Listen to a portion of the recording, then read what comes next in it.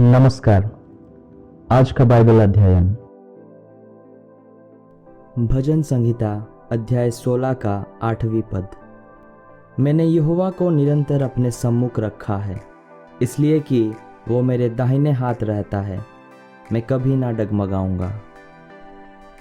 गीतकार निरंतर देखभाल और समर्थन के लिए प्रभु की प्रशंसा करता है। यहाँ हम देखते हैं दाऊद का प्रभु में विश्वास दृढ़ है और इसलिए वो प्रभु की संगीत में प्रसन्न होता है। 8वीं पद का पहला भाग में ये लिखा है कि मैंने यहोवा को निरंतर अपने सम्मुख रखा है।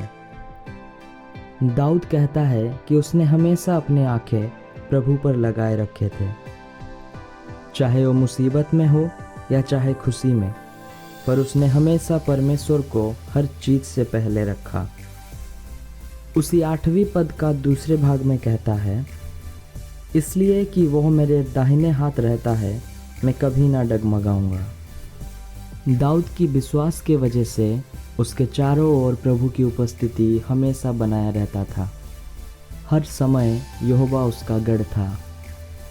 कई बार जब दाऊद अकेला था तब परमेश्वर ने उसे दिलासा दिया था।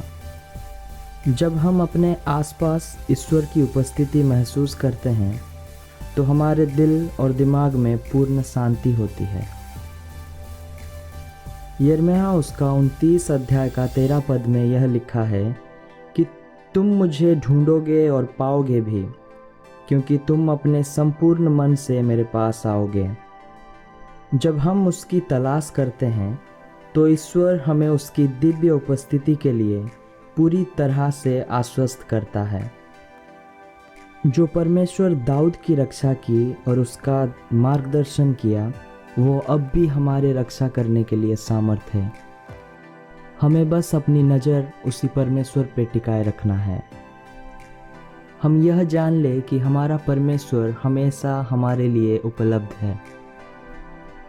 वो हमारे ज़रूरत के समय हमारे बगल में रहता है।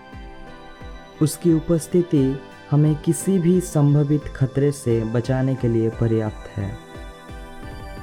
इससे कोई फर्क नहीं पड़ता कि हम पर क्या बीत रही है और हम कितनी बार गिर रहे हैं। हमें यकीन है कि यह सब उसकी उपस्थिति में हो रहा है। अच्छा या बुरा, सब कुछ परमेश्वर के नियंत्रण में है और वो यह सब हमारे अच्छे के लिए करता है। इसलिए अपने जीवन में ईश्वर की उपस्थिति पाने के लिए प्रोत्साहित हो। आमीन।